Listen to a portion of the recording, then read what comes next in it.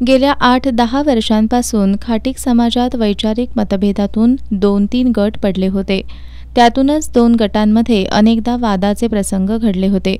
त्यामुळे समाजाचं मोठं नुकसान झालं असून आता समाजानं सर्व गट तट मतभेद विसरून एकत्र येण्याचा निर्णय सर्वांनी घेतलाय. समाजाचे अध्यक्ष किरण कोथमिरे यांनी ही माहिती दिली आहे.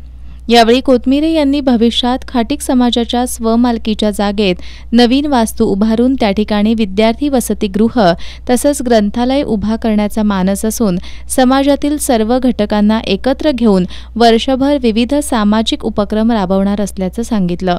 यावेळी विजय कांबळे, माजी नगरसेवक दत्तात्रय इंगवले, रमेश मोरे, शीतल प्रभावळकर यांनी खाटीक समाज एकत्रपणे काम करणार असल्याचं सांगितलं.